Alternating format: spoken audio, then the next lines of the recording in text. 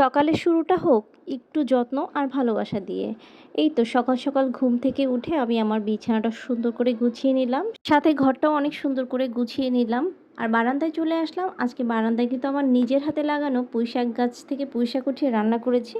এই তো সকালবেলা দুটো টোস্ট, একটা ডিম, এক কাপ চা, আর কি জীবনের শান্তি তো এখানেই। শুভ সকাল বন্ধুরা, সবাই কেমন আছেন? আজকে আপনাদের সাথে আমি আমার একটা ডেইলি ব্লগ শেয়ার করতে যাচ্ছি। শুরুতেই আমি আমার ঘরটা দেখাই। যে ঘুম থেকে উঠে প্রথমেই যে কাজটা করি সেটা হলো সুন্দর করে নিজের বেডরুমটা গুছাই। কারণ ঘরটা যদি এলোমেলো থাকে তাহলে কিন্তু কোনো কাজই ভালো না। একটা সাজানো গোছানো ঘরে আপনাকে যতটা শান্তি দিবে, আপনি পৃথিবীর আর কোথাও গেলে সেই শান্তিটা পাবেন না। ঘরটা যদি সাজানো গোছানো সিমসাম পরিপাটি থাকে তাহলে প্রতিটা কাজেই আপনি আলাদা এক ধরনের চঞ্চলতা পাবেন। তো ঘর গুছানো হয়ে গেল। ঘর গুছানো শেষ করে আমি কিন্তু আবার অন্য অন্য কাজে মন দিব। আর তার আগে আমি আপনাদেরকে নিয়ে যাই আমার বাগানে। বাগানে ঘুম থেকে উঠে দেখি কি অনেকগুলো সুন্দর সুন্দর পত্তলিকা ফুল ফুটেছে। এক ঝাঁক পত্তলিকা ফুল দেখে মনটা আমার ভরে গেল ভীষণ। তো আর দেখলাম যে আমার পুঁইশাক গাছটাতে অনেকগুলো পুঁইশাক হয়েছে, মাশাআল্লাহ, আলহামদুলিল্লাহ। এই যে আমি চলে আসলাম একটা ঝুড়ি নিয়ে শাকগুলোকে কাটার জন্য।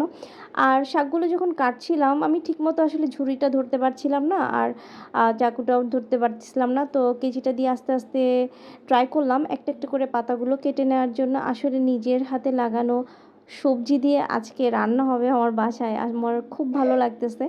এই প্রথমবার পুঁইশাক গাছটা থেকে আসলে পুঁইশাক তুলতেছি।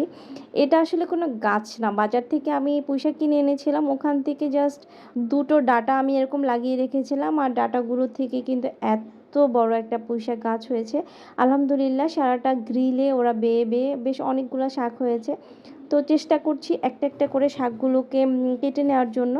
আজকে কিন্তু শুক্রবার, আর শুক্রবার যেহেতু একটু ভালো মন্দ খাবার রান্না হয়, কিন্তু আমি এই দিনটাকেই বেছে নিয়েছি পুঁইশাক রান্না করবো, কারণ বাসার সবাই একটু থাকবে বাসায়। নিজ হাতে চাষ করা পুঁইশাক রান্না করব, তো এটা তো স্পেশাল খাবার হবে, তাই না?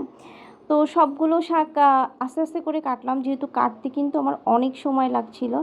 কারণ একটা একটা করে পাতা তুলছিলাম, আমি সব ছিঁড়ছিলাম না, বাইরে হাত যাচ্ছিল না, মানে এখানে তো অনেকগুলো গাছ আছে, সাবধানে কাটছিলাম। ঢাকা শহরে টপ ফ্লোরে থেকে এরকম সুন্দর সবজি নিজের হাতে লাগিয়ে খাওয়ার আসলে মজাই আলাদা। আসলে আমি হয়তো একটু বেশি বলছি, অনেকেরই এরকম আছে, কিন্তু তারপরও না আমার কাছে মনে হচ্ছে খুব আনন্দ লাগছে যে আমি এতগুলা শাক তুলতে পারলাম। মানে আমি কখনো ভাবিনি যে এতগুলো শাক একদিনে আমি তুলতে পারবো। আর শাকগুলো যেহেতু নিজের গাছের কোনো সার ছাড়া একদমই।